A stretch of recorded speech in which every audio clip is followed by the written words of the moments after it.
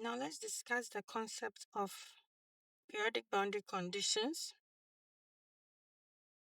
And periodic boundary conditions is a concept that you're going to apply extensively, which helps to distinguish between materials and molecular modeling. So, with a periodic boundary condition, you are in effect describing an extended number of atoms.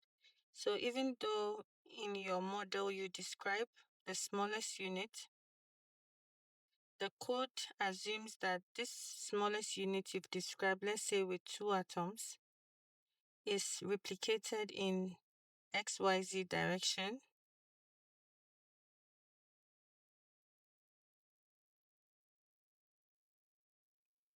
which means that it's going to replicate it the same way in space in X direction, the same way in space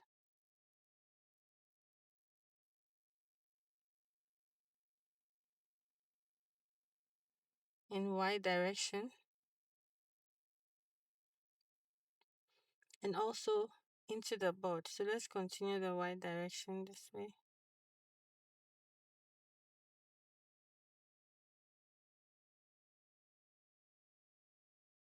And also in the Z direction into the board. So it's gonna go this way, this way, this way. Okay, so assuming the periodic boundary, it means that each time all you need to describe is a small unit and the code replicates it to get the extended structure you want. And to do that, we always use the unit cell, which is the smallest unit of a crystalline material. So we know that we can have a crystalline material where we have long range periodicity or long range order. So the smallest unit you get here is the same unit you have throughout the crystal. And then it goes also in another direction like this. So it's the same unit that is being replicated throughout and also behind. Whilst for the amorphous, there's no periodicity. And so you can, if you apply periodic boundary, it's in actual fact going to impose crystallinity into the material. So given that periodic boundary conditions apply, what you do is, if you do not want the system to be this periodic, you have to put the system into a box that is large enough to prevent atoms from interacting as they should, because they're actually bonded in all directions. So in that case, if you have an amorphous material like this, or you have something like water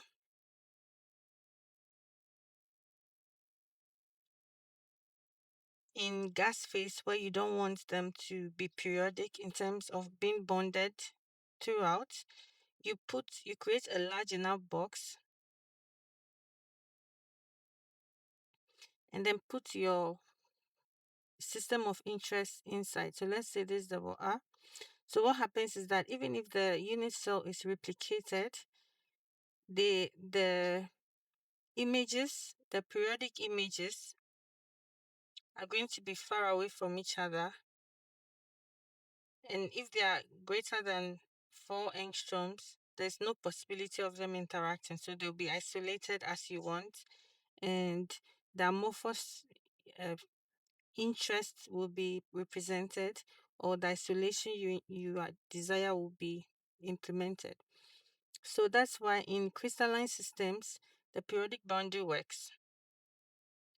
So the unit cell that I described for crystalline material is built from two things: the crystal system and then the basis. So there are four possible positions. You can have the BCC, which is a body-centered cubic.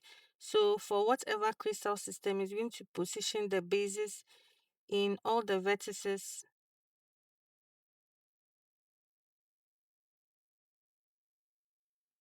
as well as the bulk. And we also have what we call the face-centered cubic. So for whatever crystal system the material has, is going to put the atoms at all the vertices, all the faces.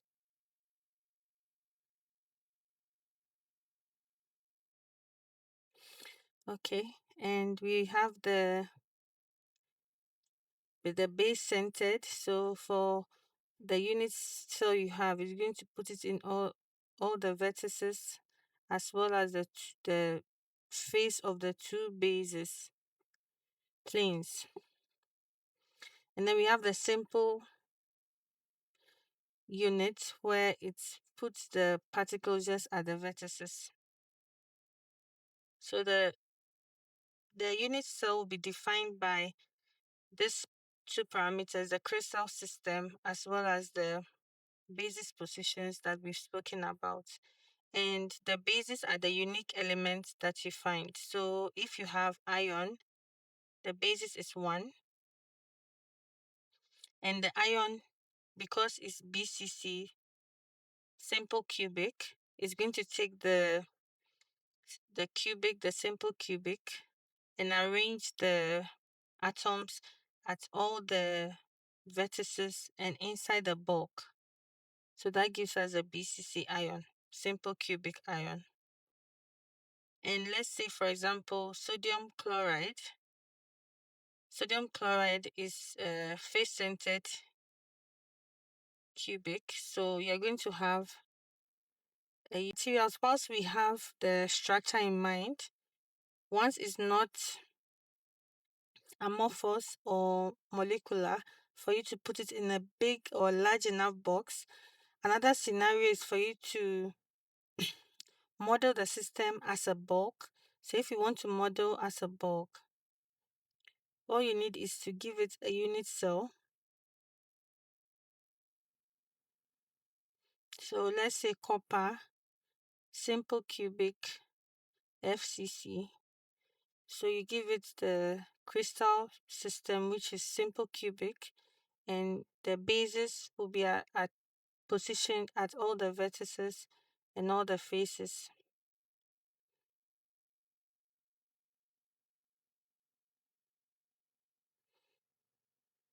And this gives us the FCC structure. Once you give the code this unit, is going to replicate it in all 3 directions. So it's actually a bulky, extended, and ending number of particles you're actually modeling, even though the unit cell has only 4 atoms in the unit cell. It's going to have like thousands and thousands of atoms being modeled in the real case scenario. So let's say if you want to have a 2-dimensional material, because the bulk is actually 3-dimensional, in the sense that if you want it to be 2-dimensional, then one, it should be nano at the nanoscale in one direction. From our previous video, we saw that you can download safe files. So we are downloading sodium chloride, sodium and chlorine, and then we search.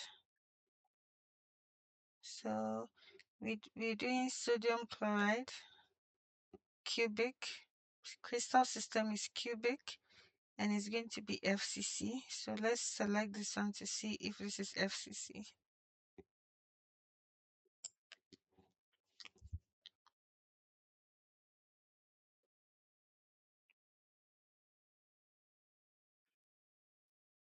So we select sodium chloride is cubic,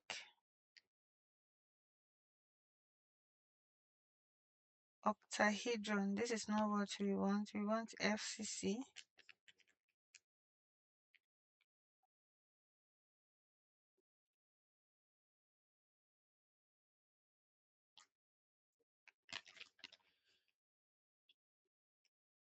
So I go back.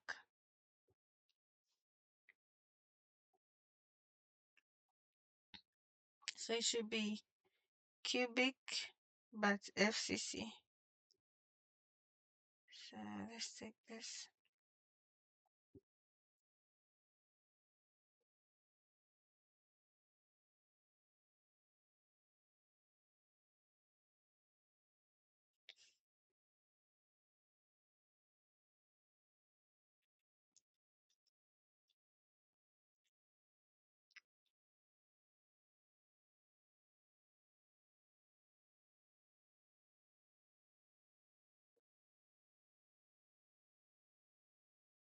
Yes, so let's say we have ion here, which is BCC.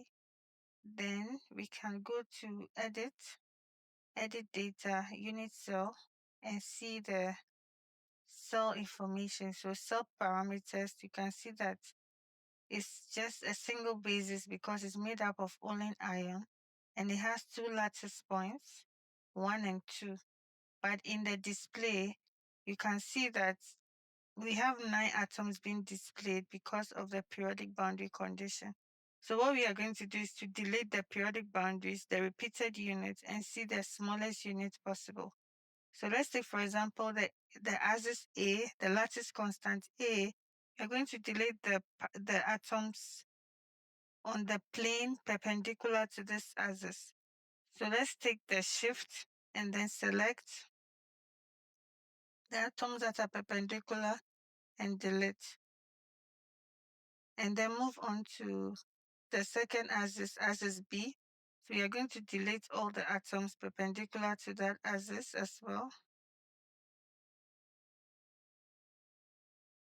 And then delete. And then finally, we take this axis C and delete the atoms perpendicular to that with the shift key.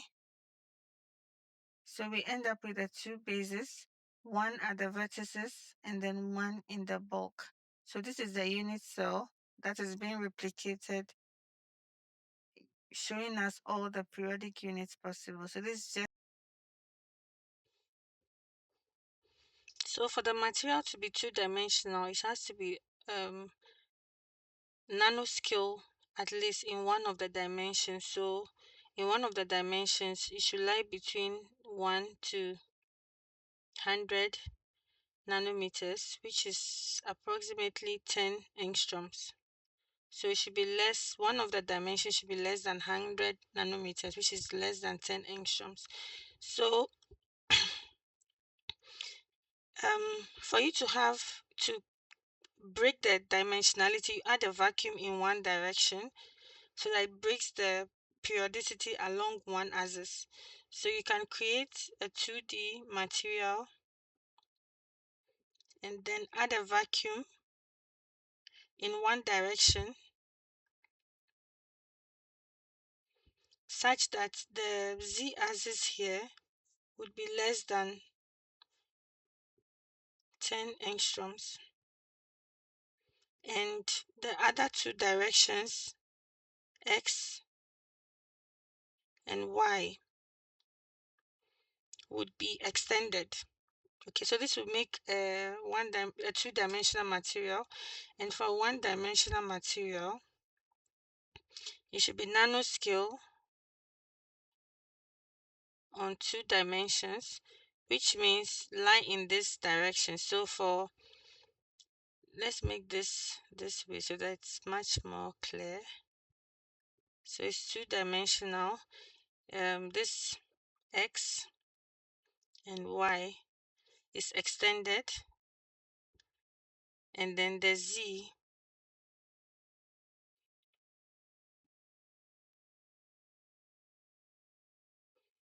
is at the nanoscale. So for one-dimensional, it's going to be periodic on only one dimension, and you're going to add vacuum in 2 directions. So it's going to look like this. So along the z-axis is going to be on the nanoscale. Along the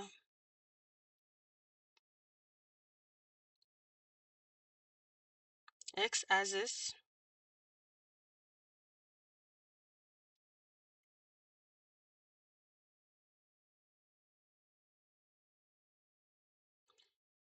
so this will be extended, x will be extended, by y will be nano, less than 10 angstrom, and z will also be less than 10 angstrom. So for 0-dimensional, it's going to be nano on every dimension, so it's going to look something like this. So that both x, y, and z would be less than 10 angstrom.